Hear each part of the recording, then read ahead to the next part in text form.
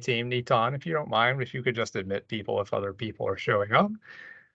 Thank you very much. And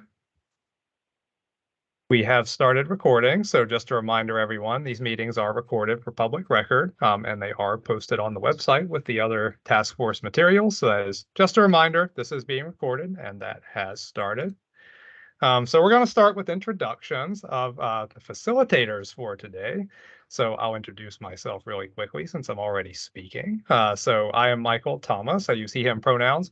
I am a lead homeless services specialist with the consulting firm ICF. We are contracted to work with the task force from inception. And so we are fortunate to be continuing to work with you through this further phase. And so I am happy to be here again. I've met some of you, some I have not, but we will go around the room in a moment. But I will be one of your facilitators today. I will toss it over to Holly to introduce herself. Hi, everyone. My name's Holly McGuire. I use she, her pronouns, and I am a policy analyst with OHCS Housing Stabilization Division. I'm delighted to be here today. I've been adjacent to the work you all have done for so long, so it feels like a privilege to be in space with you. So thanks so much. Yeah, thank you very much, Holly. And we also, at the top of the meeting, want to take a moment to recognize a couple of new members that we have on the task force. So I do not mean to put you on the spot. I will just mention you by name. And if you would like to introduce yourself, please feel free to do so.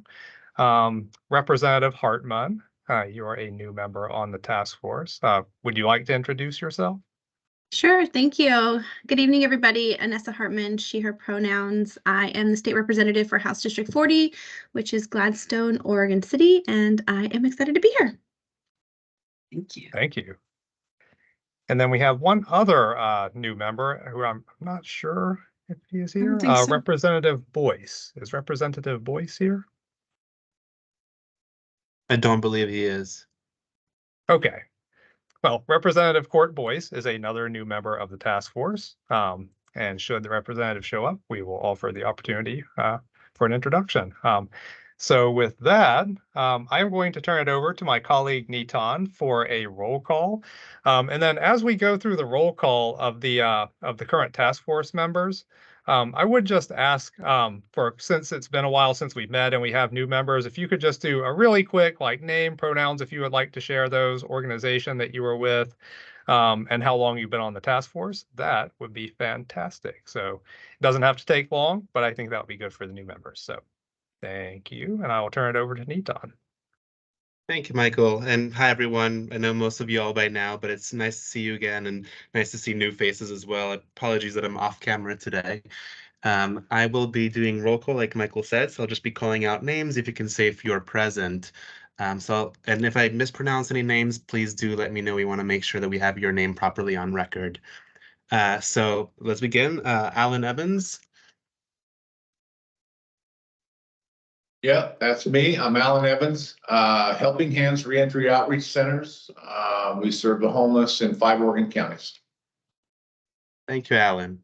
And I've been on the task force since the very beginning. And next we have Ariel Nelson.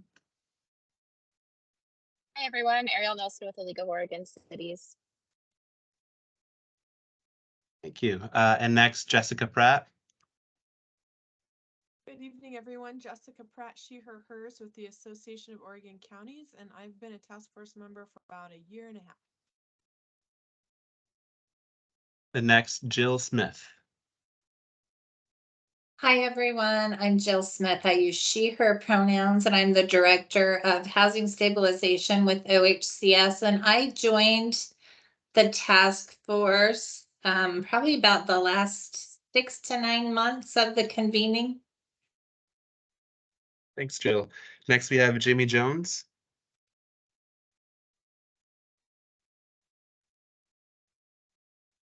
Jamie Jones? Doesn't look like it. Okay. Katrina Holland. Good afternoon, everybody. Katrina Holland, she, her pronouns, and the Strategic Engagement Officer and Interim Director of Housing Programs at the Urban League of Portland. I've been on the task force since the very beginning as well. Thanks, Katrina. And next we have Nicole with them.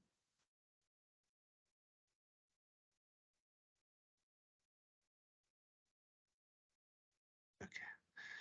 Doesn't look like we have Nicole, and I think she emailed me that she wasn't able to attend.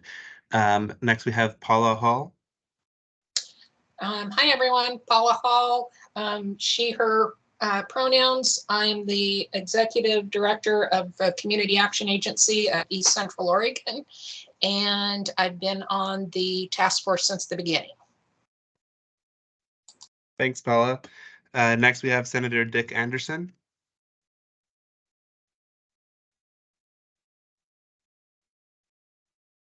Yeah, it doesn't look like it, and the senator did email me as well that he was not able to attend. Senator Casey Jama. Senator Casey Chama, I use him pronouns District 24, which is East Portland and North Clackamas County. That's me, so I'll stop there.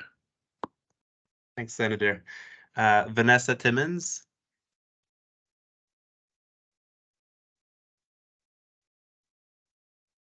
Vanessa Timmons.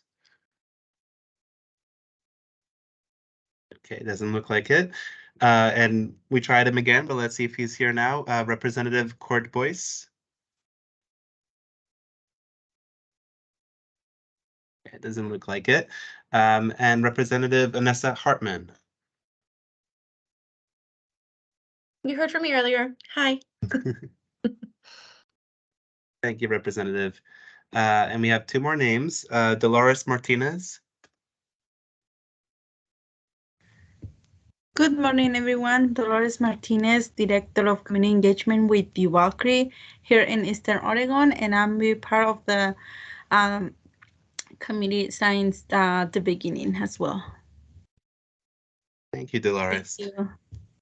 And last but certainly not least, Maria Vargas.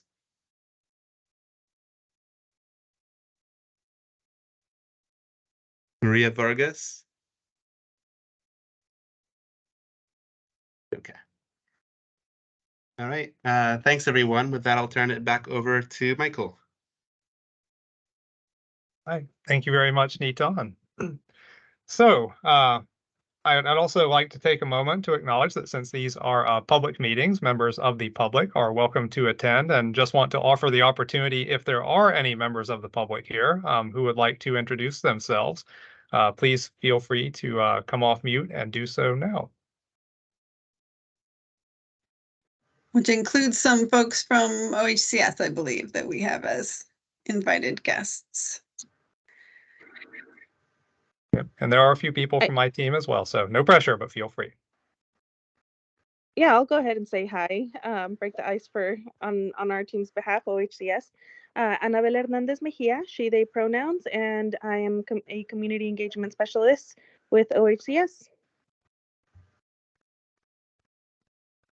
Hi, everyone. I'm Laura Golino de Lovato, Executive Director of Northwest Pilot Project. I'm actually filling in for Yoni Khan, our new member, who is a new member of the task force, who is taking the place of Marisa Espinoza, who was on the task force from the beginning, but she's no longer in the area. Thank you.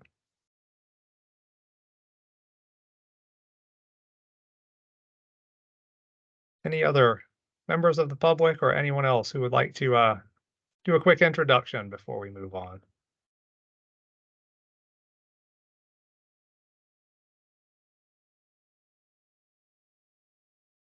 All right, hearing none, then we can move on to our review of the agenda. So I'll just go over the agenda for tonight. I'm sorry, I want to say tonight because I am on the East Coast for this meeting. So we're really bringing the task force together here to provide updates to you on the implementation plan that OHCS is developing for the task force reforms that you all developed and that we submitted a report on back in March. So we'll get an update on that. And then we want to hear from you about what level of involvement the task force would like to have there, what you think that would look like, your capacity for that, because we did hear at the end of the last meeting that there was a clear desire, it seemed like, from the task force to continue meeting. And so that is certainly something that can happen, and we want to make sure that we are planning so that we make productive use of that time if you are continuing to meet. And that'll also help inform decisions around recruiting for positions that are currently open on the task force and things like that. There's been a little bit of turnover, so that'll help inform decisions around that and just around the ongoing work in general. So we'd like to have a conversation about that. Before we really dive in, I do want to note that the chair of the task force, Jennifer Parrish-Taylor, has resigned as chair. And so as such, there is not a current chair for the task force. The bylaws for the task force state that if there is not an active chair, then a third-party facilitator, neutral third-party facilitator, will act as the chair until one is in place. And since this is more of an informational meeting and we don't anticipate any voting items or like business transaction, in absence of any opposition to the idea, we would put forth that I can act as the chair for this meeting, which will essentially, for this meeting, mean keeping the agenda and then adjourning us when it is time to adjourn. So I'll give a moment to see if there's comment on that, but it is consistent with the bylaws. So if that's okay, I am happy to do that for this meeting. No opposition from my end. Thank you. And no opposition here, just a question of when we will appoint a new chair.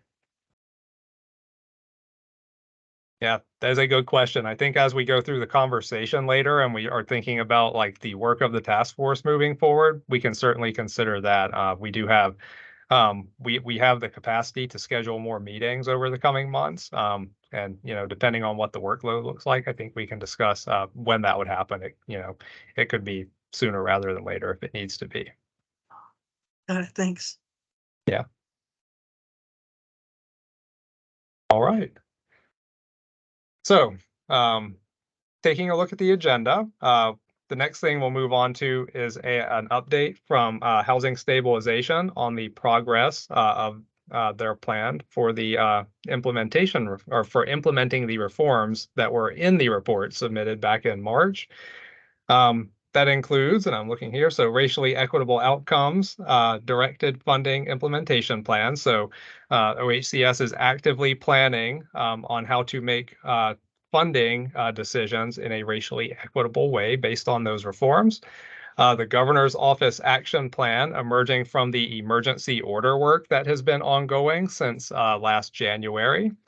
And then there is currently an organizational assessment that just launched within the Housing Stabilization Division at OHCS. So an update on that as well.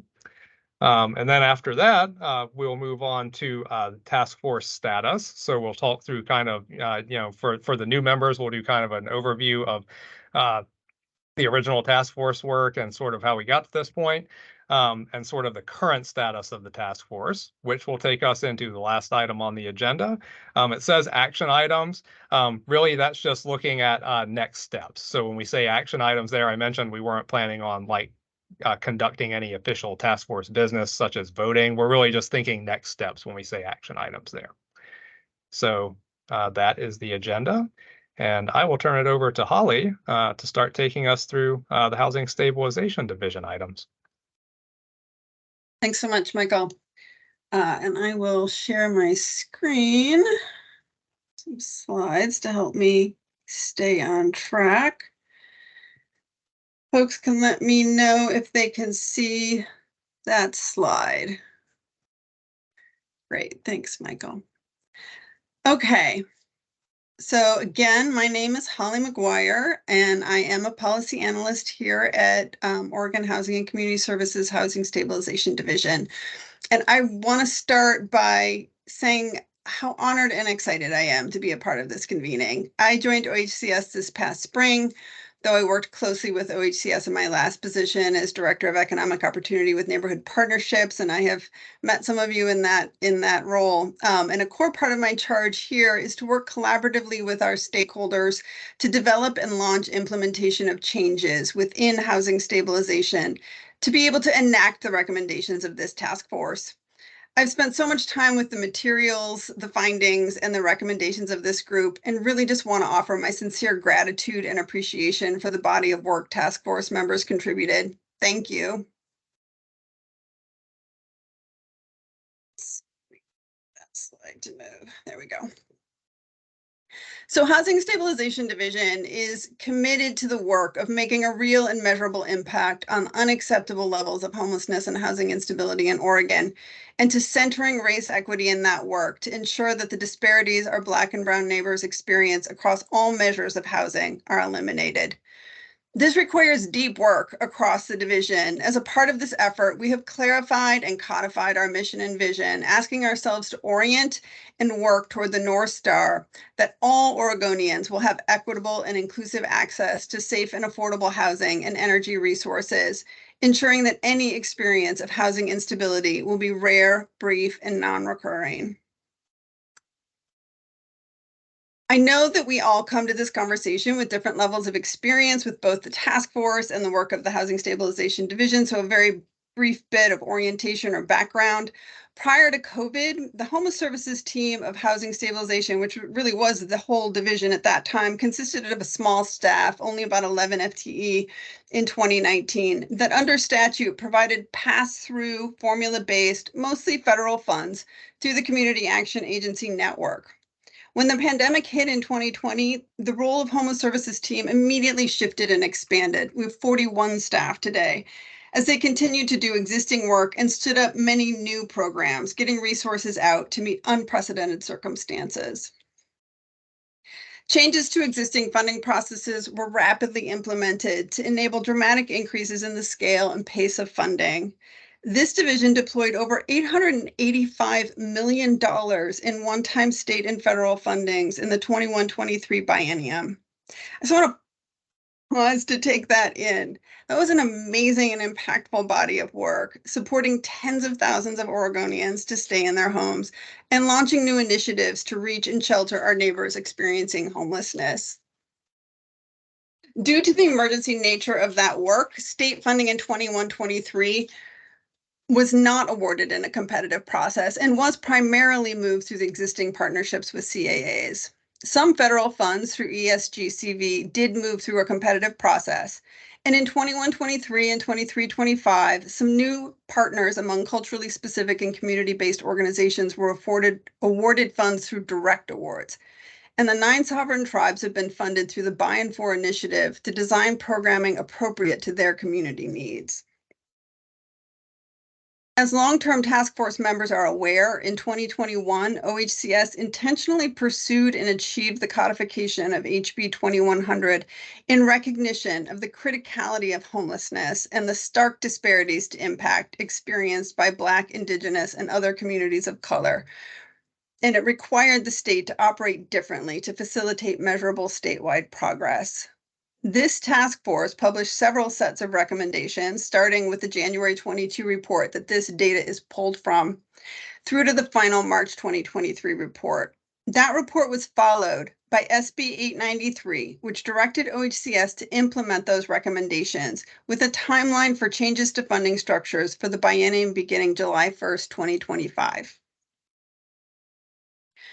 In response to the deepening crisis of homelessness, in January of this year, Governor Kotek's Emergency Order 2302 and resulting appropriations deepened the changes in OHCS's role in the homeless services system. The order required OHCS to be laser focused on targets and outcomes for specific populations, requiring community collaboratives towards collective goals, and ensuring a housing focus for the hardest to serve and unsheltered populations, all within the framework of racial justice. The EO 2302 investments, led through a special initiatives division created within OHCS, has created new partnerships and models piloting aspects of task force recommendations and providing a critical planning and initiation window for HSD staff to prepare for a stable, permanent home in the homelessness system. Welcome, Jimmy Jones. It's nice to see you. Thanks for making time. In the context of all of this, housing stabilization staff have been digging into the HB 2100 recommendations and leveraging the depth of experience gained over the last several years of growth. We are truly excited to be able to say today that we stand on the brink of approval of our plan, which we are calling the Racially Equitable and Outcomes-Directed Funding Implementation Plan. The plan will go in front of the governor's team this month, and we have already seen that it is in strong alignment with the action plan her team is preparing to publish on next steps emerging from EO 2303. That emergency order mandated that all state agencies prioritize reducing homelessness and participate in efforts to identify opportunities for streamlining, process improvement, and alignment, all of which align, as you know, with task force recommendations.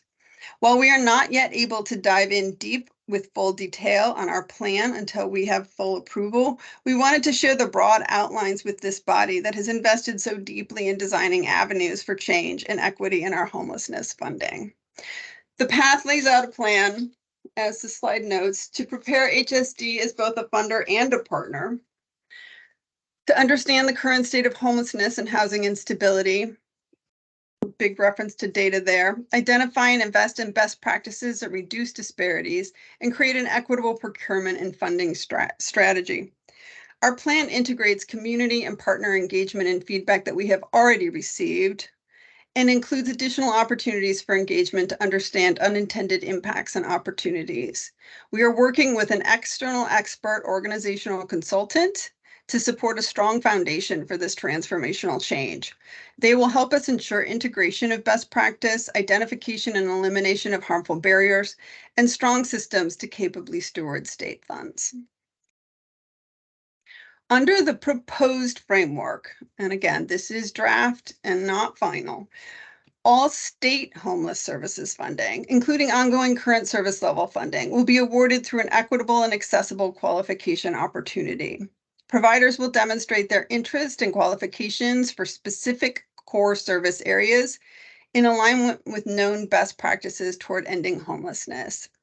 OHCS will build out measurable and scorable outcome goals and service metrics for 4 core service areas: street outreach and navigation, shelter, housing, and stabilization and prevention. When the legislature allocates 25-27 funding in June 25, qualifying service providers with demonstrated capacity to reach underserved populations in specific regions and service areas will be funded through an equitable, regionally balanced allocation process. HSD recognizes the central role CEAs play as primary service providers across the state and as recipients of formula funding historically. Excuse me. We intend to provide a supportive transition to this new model. We anticipate that CEAs will receive federal funding by formula as usual in 25-27, and we're doing modeling around a state funding baseline award to support transition to the new model. The goal of the new process is to build strong, human-centered, and racially equitable outcomes, and to base ongoing funding on performance metrics, critical steps toward a sustainable and stable homelessness and housing stabilization system that can meet people where they are at with what they need to become and remain safely and affordably housed. If we have questions, Holly, should we just raise our hand? Should we save them to the end? What's your preference? Now is a great time, Katrina, because that was it. Oh, great. Okay. Well, I just had a quick question about the funding formula. I heard you say 25-27. Is that the year that you'll implement the new funding formula? Or is that the year that you'll use existing, and then in 27-29 you'll use the new formula? That I have a feeling I misunderstood that. I mean, there are so many bienniums, aren't there? Yes, there are. 25-27 will be our new system. So it will launch then. It is in design now. You know, we obviously have to get approval, and we're really trying to get as far ahead of things as we can, because as we all know, things move slowly in the state. But our intention is to have a new funding model for 25-27. Okay, thank you. Any other questions, comments?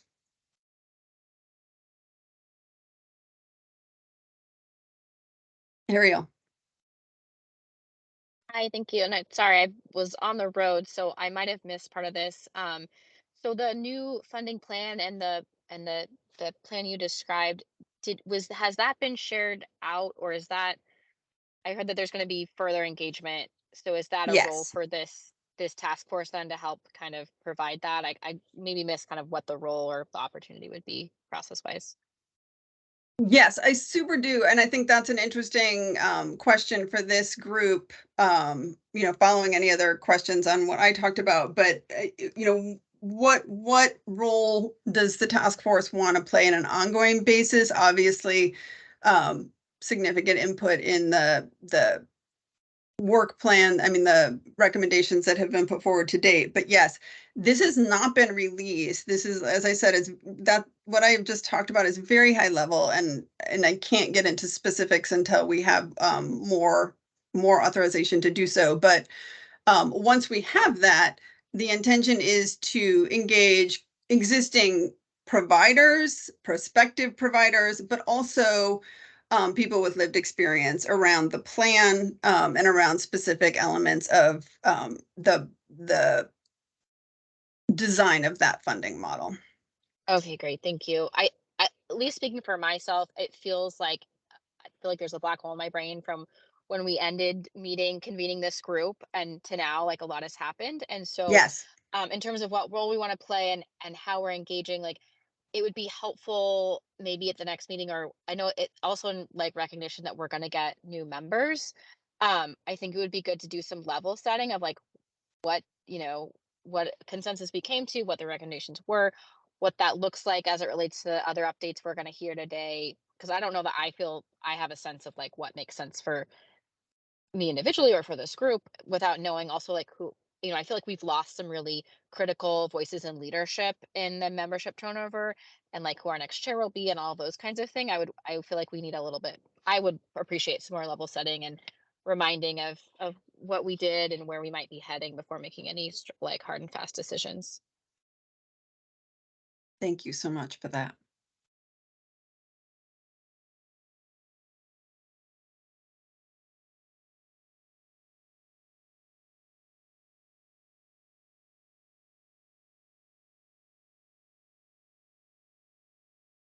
I'll take a little drink while anybody thinks about any other comments or questions.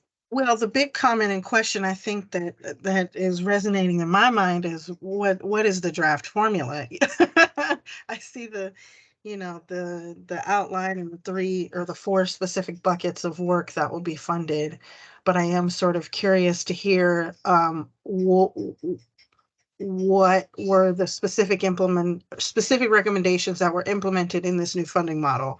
Specifically, I'm thinking about the one where we said we're going to try to grow the pie, number 1. So how much money are we talking about is one of the biggest questions I have. 2 is we had talked about the possibility of doing a hybrid model of formula funding and competitive funding. How much of that carried over into this draft model? How much is which, what percentage is going into formula, what percentage is going into competitive? Those are some of the questions that are going through my mind. I know I heard you say you can't go into specifics, so totally fine if we can't go into those now. But if there is any info to share in that regard, I'd love to hear a little bit more. Thanks so much, Katrina. It's a great question. Yeah, it would be,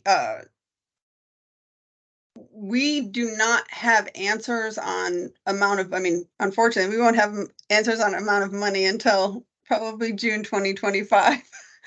But we do know that we will be advocating recommendations that might have been strongly to the governor's office. Yeah. For growing the pie. And I think that the I would say 2 things. We are really looking at the the term competitive funding, not because we want to stay with formula funding, but because we want to be cautious about the idea. In certain circles, competitive means that it would be new people were funded every single time to demonstrate competitiveness, like a market model, right? And I think that we can all agree that in a stable homeless services system, you would not have a complete turnover of providers every biennium. It would be a disaster. Obviously, we need expertise, we need skill, we need community connections. And so we're really trying to look at what I would say is an open and accessible model, as opposed to a competitive model. But I think in terms of the way that we're kind of using competitive as a shorthand, to say it will be an open RFQ, so that who can bring themselves to the table to demonstrate their interest and qualifications for doing the service provision will be open. And I think that a couple of things that we do know is that the federal funding is still by statute to the CAAs. We're talking about state funding in this model and in this process. And so the questions that will be up for continued discussion, I think, in our community engagements is how will that RFQ look, and how will the modeling and the proportions look? Jill? Thank you, Holly. It's hard for me to sit here, even though this is Holly's baby. I've been very involved in creating this, and I just want you all to know that this plan is draft, and it's very high level at this point because we haven't made decisions about, is this formula funded? Ideally, this is CSL, more CSL that we get, which is continuous service level, year over year funding providers can count on and plan for. And this is really going to the governor's office with an outline, a very high level draft, and then going to the community to come to final decisions on the way this would move forward. But it would be a switch from formula funding to funding based on a homeless and housing retention system that would be developed based on outcomes. So it's just a different way of looking at it, more similar to, I think, the EO investments. That is the governor's request, is that it's more focused on services and outcomes than providers. So an RFQ would really align with that because it's looking at who's qualified to provide that line of services and who has a history of doing that well.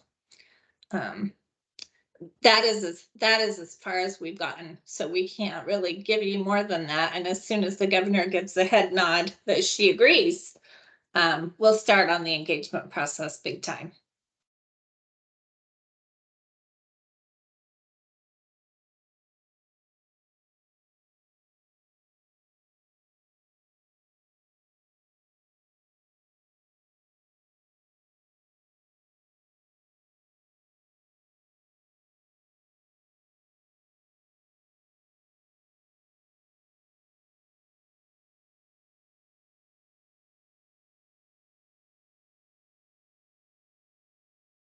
Well, Michael, do we want to turn to a little bit of the conversation about maybe some context for where we've been and what the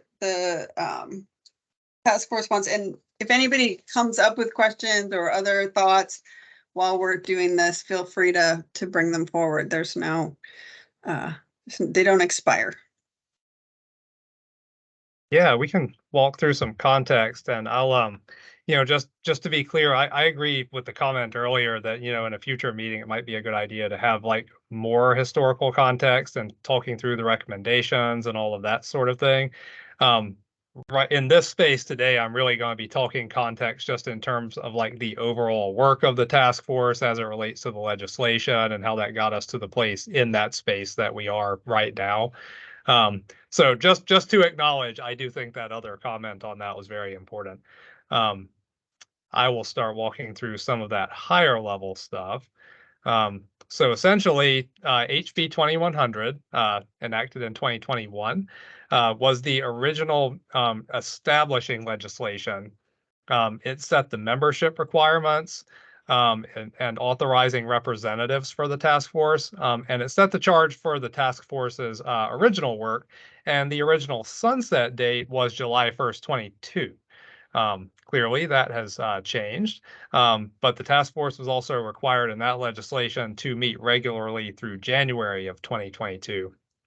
And then enacted in 2022, House Bill 4051. That set the requirement for the March 2023 final report on recommendations. And I do want to note there were other reports submitted prior to that too. There was a first report on recommendations, and then there was sort of like an intermediate report, and then there was a final report on implementation pathways from the task force. HB 4051 also said that the task force was not prohibited from further reports, but did not specify what those further reports might be. And then finally, that bill also extended the original mandating legislation through January 2nd, 2026. Then enacted this year in 2023, Senate Bill 893. That bill effectively transitioned the active part of the work over to OHCS. And that is by way of requiring OHCS to implement the plan that we've kind of been talking about here. It doesn't specify the specific role for the task force, but it does allow for OHCS to form advisory committees. Of course, the task force is still in existence and is also able to meet and provide feedback on that. Two key dates that we want to note from that piece of legislation. So the report we've just been talking about, an update on progress towards implementing the recommendations, OHCS has to submit that to the legislature by March 15th of 2024. And then as we've sort of mentioned, the actual changes to the funding process have to be implemented by July 1st, 2025, with that new biennium. So that's kind of how we got to this point with the task force in the overall work. As of December this year, so right now, the March 2023 report that was required of the task force is done. That's been submitted, and it is that part of the work is complete. So at that last meeting of the task force, we brought the question of what the next step should be for the task force. And there did seem to be a pretty clear agreement that the task force wanted to continue convening, wanted to be informed and consulted as the recommendations were implemented. Not a lot of specifics around that, but that was, it seemed like the clear understanding of the task force wanting to continue to be involved. And then, what we want to think about right now and talk to you about is how that involvement should look and how to proceed, given that the landscape has kind of changed. There are new members on the task force. The active work has kind of shifted to OHCS.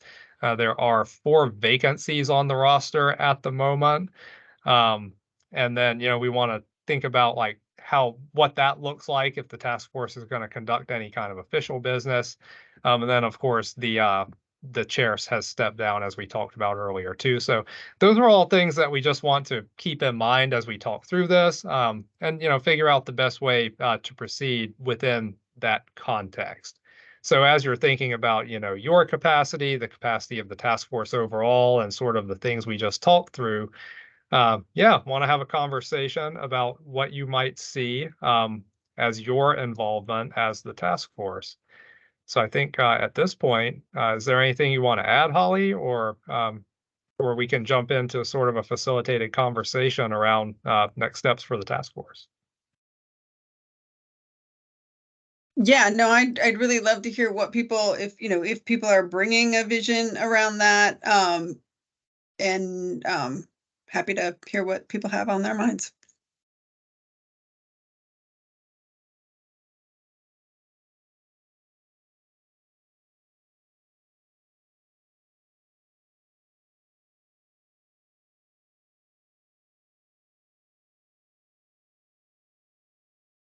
I will say that, oh, Ariel, go ahead. Thank you. Sorry, I'll speak again. I'll just add on to my earlier comment. I really liked how Katrina just briefly provided us like a very direct crosswalk of some of the key recommendations. I feel like there's some really good work that's been happening behind the scenes at the agency, and the framework that will be coming out of the governor's office around the executive order on agency coordination, which was another big focus of this group. So I guess for me, it would be prioritizing like getting a full membership, because I think we are, missing some key voices and representation here. And then in addition to what we have, and then it would be great. I mean, I know that the agency is probably planning extensive, engagement in various ways with the plan, and the governor's office as well with the executive order and updates from that. But I feel like what I heard when we talked about wanting to keep this group going is we have not just a great wealth of expertise in this body, but also like the established relationships, and I feel like really good opportunities to share different perspectives from around the state, and different groups. And so it might be a productive place to kind of workshop. And sometimes I feel like there's a little bit too much siloed feedback through processes, where it's really good to be, okay, let's get all the cities to talk about what they think, let's get all these specific type of providers talk about what they think. But I really benefited from hearing everybody else's expertise. So maybe we can think about a way to do some focused engagement with this group on those pieces that are in progress. But not like, but folks would also be, engaging through the regular process as well through their constituencies. But I thought the crosswalk from Katrina was like really helpful. Like that's the level of like, okay, we said this, where is that in the plan, or is it there? Mhm. Or we don't, we think it could be stronger in this way, like that level of conversation. Mhm. Yeah, that's super helpful, Ariel. Thank you. Yeah, I know one of the questions we had was about the vacant slots and how to approach that, and I'm hearing the point you're making there on that loud and clear.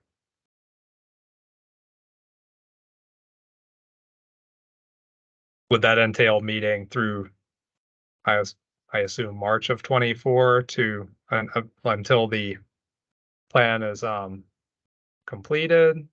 Curious for thoughts around that as well.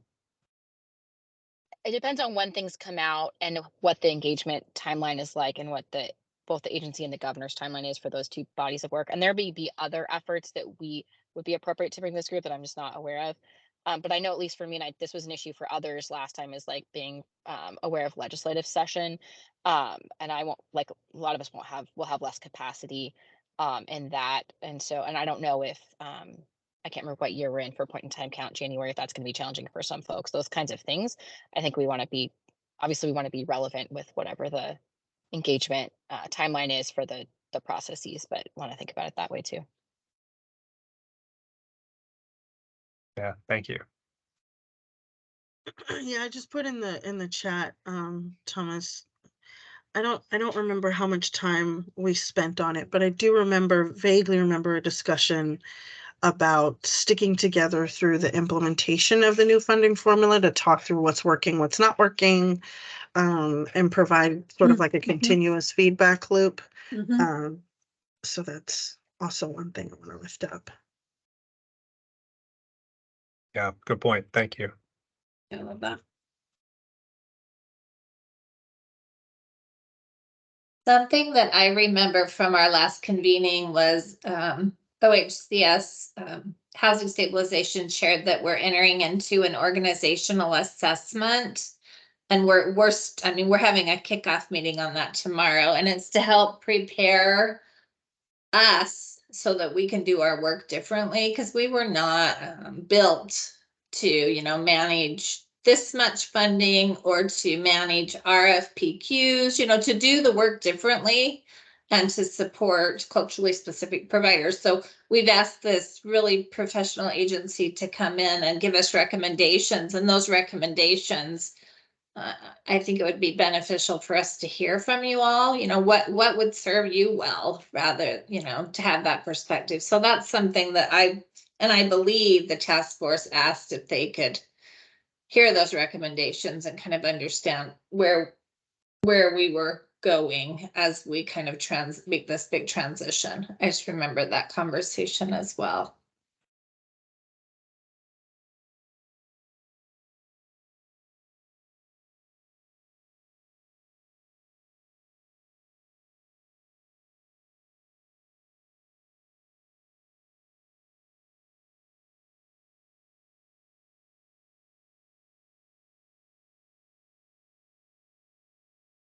I'd like to just put forward a question because you all have been in this process and I have not. Around new membership, I will admit that I am, one of the reasons that we wanted to come to this group with these questions is, there are open positions, and the way that the original legislation was written, all the positions are very specific, and assigned by different people. And before we asked the various leadership folks to fill those positions, really wanted to understand what we were asking people to join. And I think it's an interesting question to me. The folks who have been here for quite a long time have invested a lot of knowledge and expertise into this, but just sort of thinking about what is the charge for new members that we're asking people for in terms of commitment. I mean, board membership, task force membership it's a big lift. It's a big ask. So wanting to make sure that we understand what it is that people are being recruited for. Or whether it makes sense to try and stay at, just stay at the current membership level and get a chair. I don't, we don't know all the sort of, I don't know, legalities of how the task force has to be constituted, whether we would need to get to full membership. But the role at this point is more advisory than report generating. So I'm just not sure. So I'd be interested if anybody has thoughts or experience around that. Hey, to answer a question. Oh, go ahead, Jimmy. Thank you. Holly, and I apologize, I got here a few minutes late, so maybe you touched on this earlier. Could you just talk through a little bit again of how OHCS sees the task force role going forward, in what capacity in terms of its advisory relationship? Do you see it more in terms of sort of a feedback loop that will sort of allow us to kind of revisit the original task force recommendations, or perhaps really a body that's consulting on new issues with regard to implementation? I think it's hard to answer the question about whether we go back and look for other members until we kind of get a sense of what will be helpful to OHCS going forward. Thank you, Jimmy. That's a great question. Do you want me to respond to that, Katrina, or do you want to go first and then I can? Honestly, it was that question. I hate to answer a question with a question, but I'm thinking through, okay, you've developed this funding structure on a high level. There are details to be developed. It has to be implemented and rolled out. We talked about the responsibility of the HB 2100 task force being part of that process. Immediately what comes to mind for me is helping to shore up what you're designing now, and then advising on what is rolled out as that continuous feedback loop. But again, to Jimmy's question, is that what OHCS sees our role as, or no? Or something else? Yeah, I think it's a great question. Great minds think alike, obviously.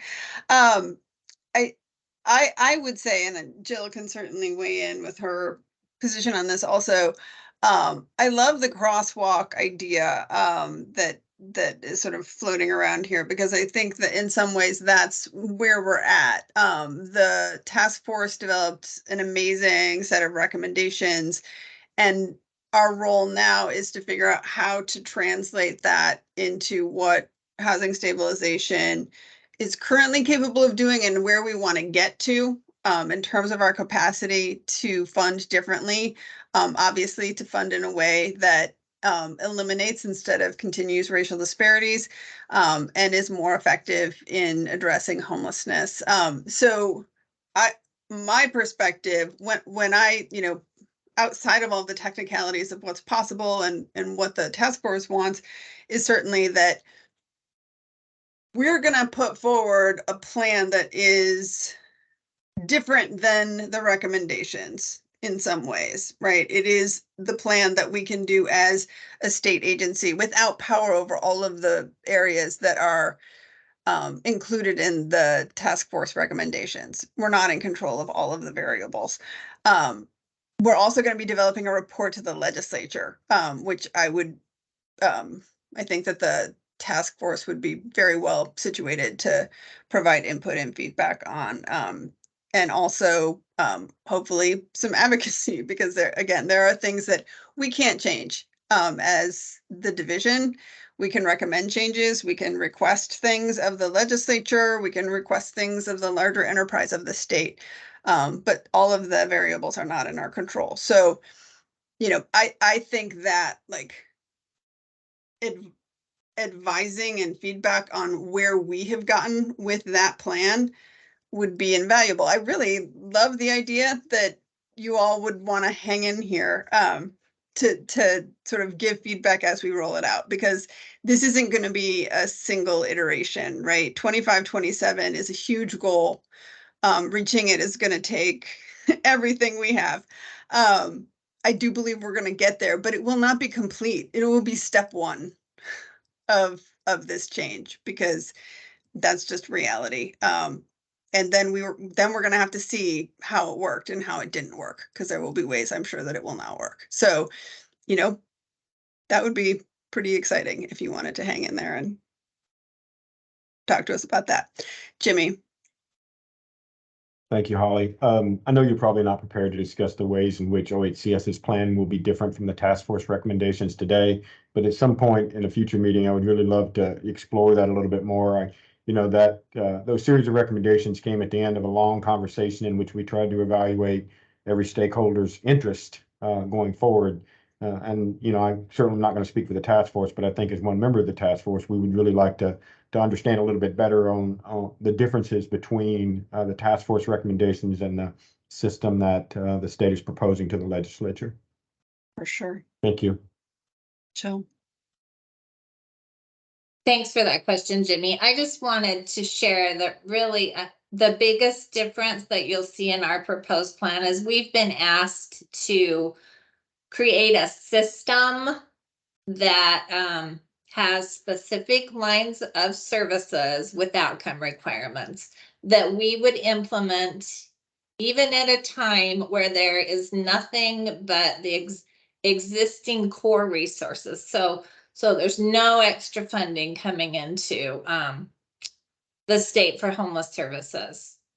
That certainly isn't where we are right now, but that is what we have been asked to create and make a recommendation around. So I think that's the biggest difference between what the recommendation was, which was based on a lot more funding, So I think if there is more funding, this plan would be very much consistent with the recommendation. So it's all about funding levels. So otherwise there's tremendous consistency.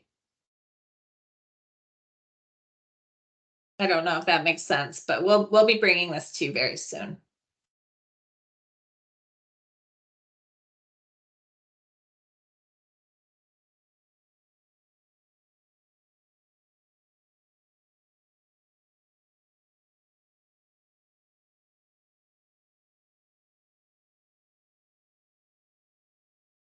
Senator Jama. Thank you. Just a quick question. I'm sure if you already addressed this question in your prior meeting, but I do have a question, either Holly or Jill, in terms of OHCS will be thinking in terms of cross-agency collaboration and to address this issue, because I know homelessness is, as we all know, that it's not a standalone issue, it's an intersectional issue. So I'm wondering if the agency is thinking about that broader coordination of cross-agency. Yeah, I mean, I think that the enterprise is really thinking about this, right? And I think that the governor's action plan is completely oriented to this question of how do we be much more impactful across the state in aligning our efforts and coordinating our efforts. That plan is also as I understand it, going to be made public quite soon. You know, I'm encouraged and excited to know that, like, sort of continuing the Council on Homelessness is in there to be a coordinating body. So I think that there is a tremendous amount of energy and resource going into trying to figure out how to better align. And it is my feeling that our plan really is aligned in the same way, right? It's to try and make sure that instead of, let's say, 15 to 20 different rent assistance lines with slightly different requirements, can we align and simplify that, which will serve everybody better, so that we're not spending our time administrating, but we're spending time functionally using rent assistance as a tool. So those sorts of alignments are sort of both happening internal to housing stabilization, but also across the enterprise. If that makes sense. I think, you know, I mean, I will take this opportunity to say, like, one of our biggest concerns and challenges around that is how the funding comes to us. You know, there's been an emphasis on current service level funding and trying to grow that portion.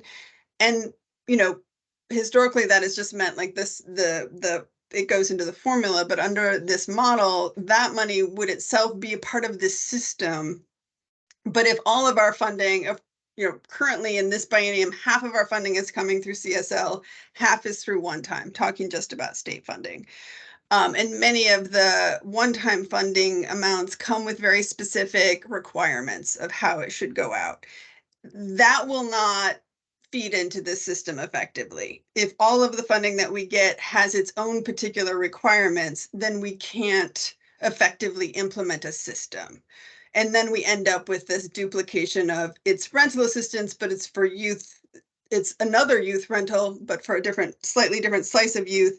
And we end up with this like little bit of reproducing rabbits effect going on, which, you know, is a struggle. It's a struggle both administratively, but it also makes it very confusing for clients, for people on the streets. It's much harder to access.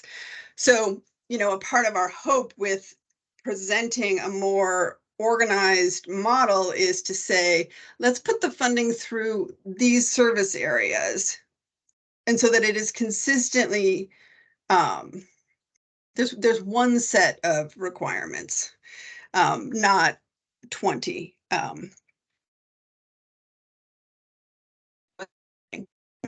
Actually.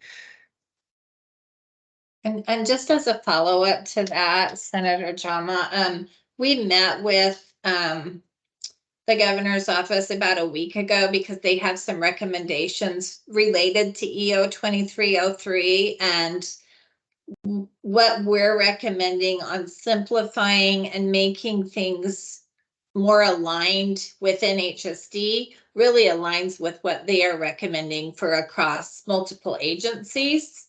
For example, a simplified, aligned procurement process for all homeless dollars, whether they're in DHS or HSD. It's very similar concepts, all with the idea of making it easier on the provider to apply and compete for these things and be seen as a qualified provider, rather than rebuilding very unique one-off programs at every agency and overlapping, doing the same work on top of each other, not tracking outcomes consistently. It was actually really exciting to see that all of the community engagement and outreach that they had done aligned with your recommendations and where we're trying to go.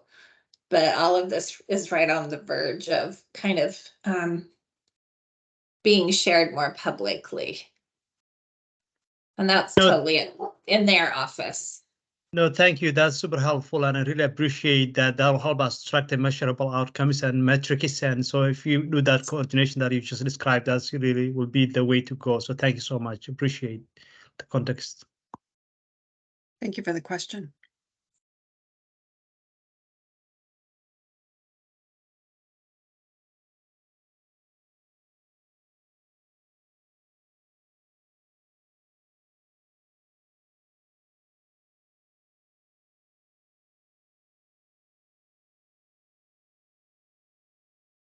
It sounds to me, just to restate what I'm hearing, like there is energy for an investment in continuing to convene as the task force and to provide continuing feedback and engagement around the development and rollout of this implementation plan. Does that seem true?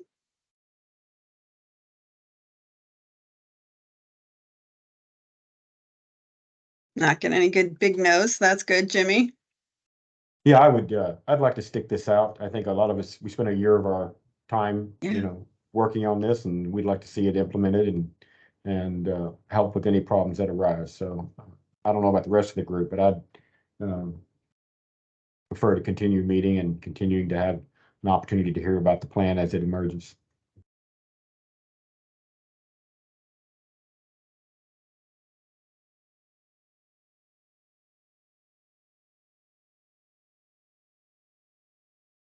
I don't know, Michael, if you are more fluent in this particular area, but how do we get a new chair? Because y'all need a chair. I mean, I will need to double check the bylaws, but the last time we had the chair, I believe we just had the nomination, like a floor nomination, and then voted on the chair within the meeting, which is something if we schedule another meeting, we could certainly put on the agenda as an item. Yeah, if I remember correctly, it was not a complicated process to get the vote called, but it was just a simple vote.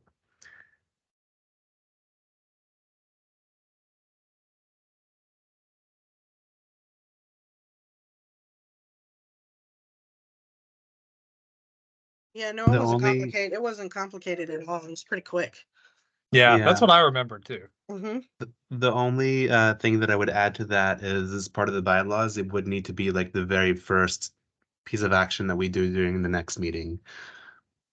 But otherwise, that's my recollection too, that it was a very uncomplicated process. So it might be that if the group does want to continue meeting and we know we are going to need a chair, we could decide, that would be the action item first on the agenda at the next meeting, if that's the group's desire. Sorry, Paula. I was going to ask more of a procedural question regarding nominations so that there's an opportunity to think about a nominee or nominees and have that dialogue and so forth. And if it is appropriate to have nominations now with no action taken until the next time, and then you can always find out if there's other people who are interested in a nomination as well.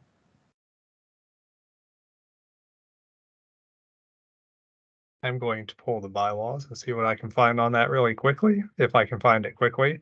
Also want to note Jill's question in the chat. Can we move forward to vote on the chair before we have a full membership? I think that question of voting without full membership is one. I think, are we still waiting for feedback on that particular question, Holly? That's something we thought about before this meeting as well. Yeah, I mean, from my reading of the bylaw, from my reading of the statute, the establishing statute, a quorum is half of the membership, which is what's required to make a decision. It does not specify that it has to be a full membership. It just is half of the members. I think it would be almost impossible. We would be tangled up in knots if we couldn't move forward without. I mean, you can't do anything if you need to have full membership to do anything. We'd be just strapped at this point. So my assumption is, I mean, the chair is a very clear mandate that we need to just get a new chair. So I think with whoever we have, that feels pretty doable. Jimmy? Just trying to make sure my mic was on. If the task force continues to meet and move forward, is OHCS going to staff it? I don't believe there's any legislative resource attached for outside consultants or anything of that nature, but are you guys going to continue to staff it? Yeah, I mean, we are in the legislation, the original legislation, without money as staffing it. So that, but Okay. it will, we have the report, which is due in March. So obviously that's going to be being drafted in the next few months. And ICF will be supporting us on that. And HCS is just allocating funding to support that work. And my role is centered around this project. And so, I will be the point person in terms of the task force itself, and making sure that the convenings happen on an ongoing basis. I'm sorry it took as long as it did. Getting up to speed at the state it's an adventure. So I'm glad to finally be here, but it did take a minute. Nitan. Yeah, I'll just jump in on a few procedural stuff as well, because I've been reading the bylaws in the background here. It doesn't say anything about nomination, though I don't see why we couldn't have nominations now, just so folks know who they might be voting on during the next meeting. And as far as Jill's question in the chat, confirming what Holly had said as well, we need 10 people, which is just more than half of the full 18 members, according to the statute and according to the bylaws, in order to approve of anything. So we'd need 10 yeses. To hold the meeting as it is, we would need at least 10 members to be there. That's the quorum to even have a meeting. But then we would need 10 yeses in order to approve of that chair. Yeah. So I hope that's helpful. That is helpful. I was just reading Super that helpful. section too. Thank you. Paula. We have 14 right now, right? Like for today's meeting, you mean? The No, the total number of 14 members, members. yeah. 14 members, yeah. Okay, thank you. So if that is the case, is it open for a nomination? Yes. Okay, I nominate Jimmy Jones to be our next chair. Without asking him. Without asking him.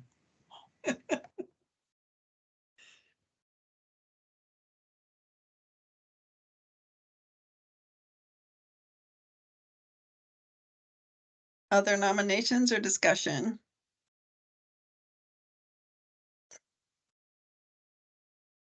You just touch your nose, Jimmy? Is that how it goes? Did we have a co-chair structure before? Yes, we did. Okay. Can anybody give me background on that since I wasn't here? We had a chair, we had two co-chairs, and I believe that group met with ICF, which was the consultants, and put together the agendas for the meetings and that sort of thing.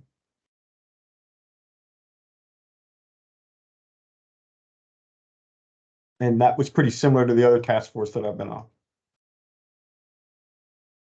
To be totally transparent with you, Holly, it was to recognize that there were a lot of different orientations coming to this group.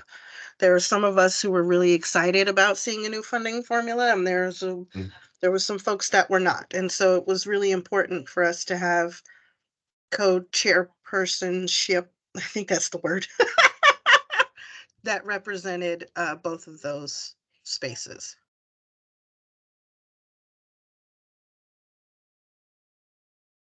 And it's always good to share labor.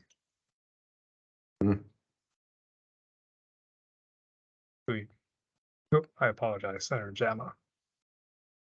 Thank you. I think co-chair is actually helpful because if someone missing and you have the other person to facilitate the meeting. So I would like to nominate Katrina Holland for as a co-chair if folks are okay with that. I would second that. We have a nomination for, I'm hearing Jimmy Jones and Katrina Holland as co-chairs. Oh, Jimmy. Just kidding. I can't stay out of trouble, Katrina. You know that. So. If I could jump on one quick thing here, so we did have co-chairs. The bylaws don't talk about what the role of a co-chair is versus a chairperson, but the bylaws are a living, breathing document that can be changed. So I would recommend to the task force, if that is the process that you all want to go at, that during the next meeting, that gets defined a little bit more in the bylaws so that we know what that would look like. Yeah, and to piggyback on that, the bylaws can be changed by that majority vote, but you must be given at least 1 day's notice of the proposed changes in writing. So if we decided at the next meeting, like right there, to make a change, we wouldn't necessarily be able to vote on that change at that meeting because you would not have received your due notice on the current bylaws. So that's something we could work on between, though. If the co-chair model is something you want to pursue, we could also provide you written notice of that prior to the next meeting.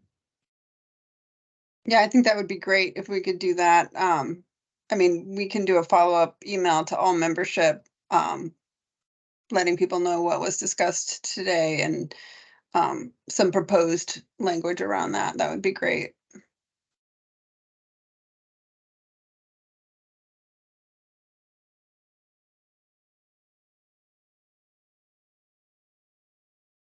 Is there any discussion anyone would like to have on proposing the change to allow for a co-chair format?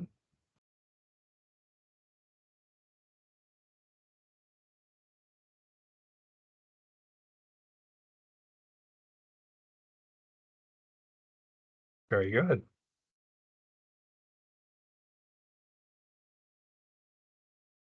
Just for clarity, is OHCS going to go back to the legislative officers and ask for these 4 spots to be filled?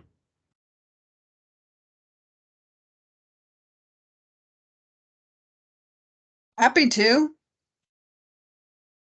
We have, I mean, one of them is filled, one of them has a nominee in it, as mentioned earlier. And so it would really be 3 positions that are open at this time.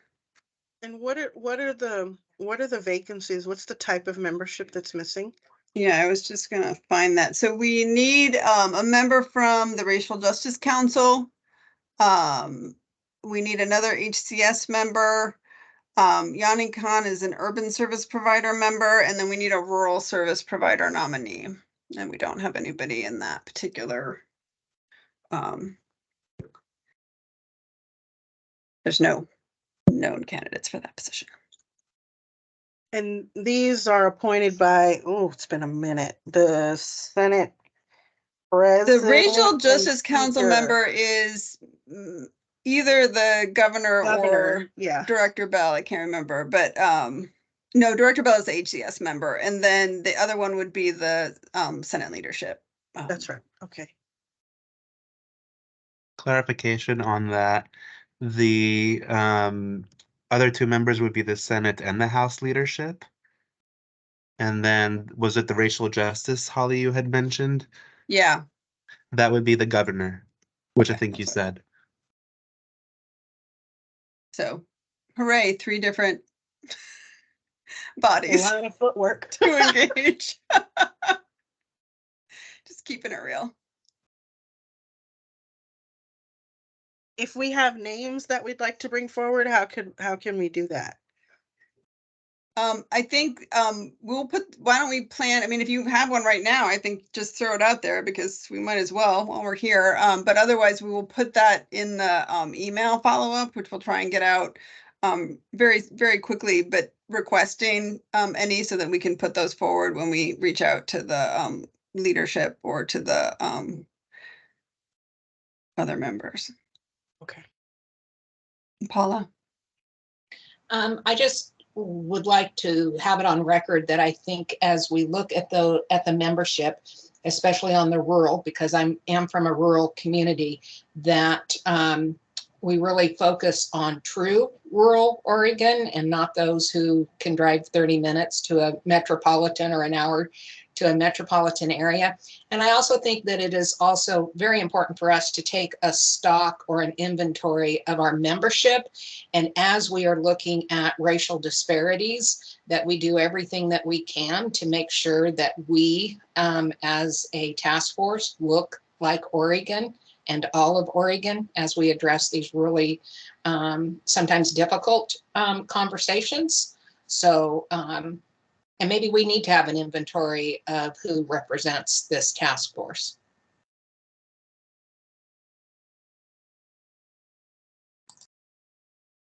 Thank you.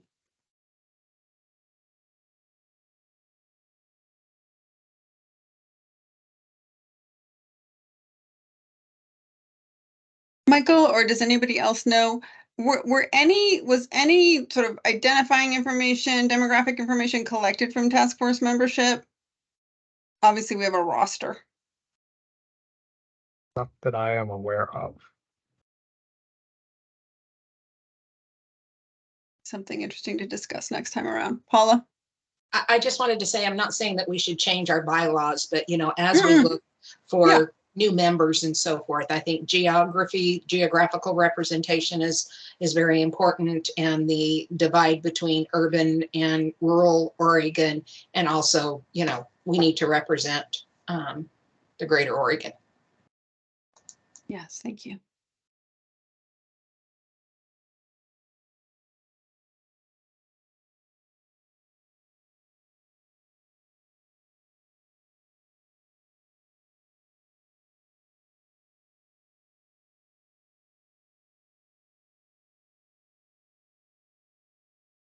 So I think we have heard some direction for the task force, some desired direction, which is good. I think we have some direction on related to the bylaws for the next meeting. And we have some direction related to the chair, or as it may be, co-chairs, also for another meeting. Is there anything else we need to cover, Holly? No, I think we have our action items. And we will, if any questions come up, we can put them in our email. And I think that what we'll do is get something calendared for late January.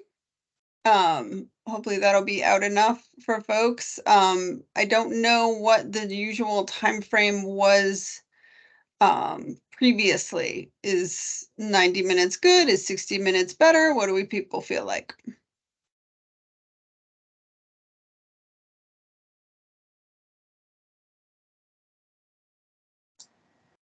I suggest, this is Paula, I didn't raise my hand, but I suggest that we allow for 90 minutes, but if we can get done in 60, that's what we should shoot for. I'm currently on a task force that meets 5 hours, so I think 90 minutes is great. Let's go with 90. Yeah. Although I love me a good retreat, but maybe not monthly.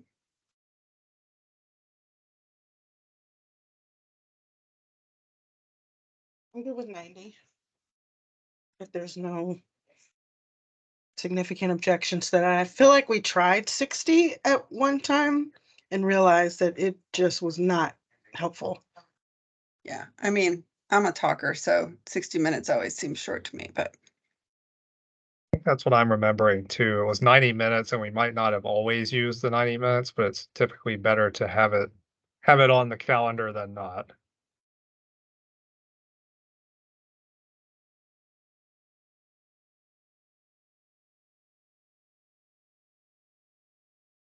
Any last thoughts for the good of the order, or shall we give you 8 minutes of your evening back? Closing thoughts from anyone? But then we wouldn't hit the full 90 minutes. Winning. I wanted to say thanks for putting together all of the information that you did, Holly and team. It's really helpful to see that there's some progress. I'm really looking forward to seeing that crosswalk and continuing the conversation and seeing, you know, the implementation as it goes forward and talking more about what that looks like. It was long. Here we are almost 3 years later, and seeing some, you know, some money where our mouth was. So I appreciate that. Some sincere thanks. Thank you, Katrina.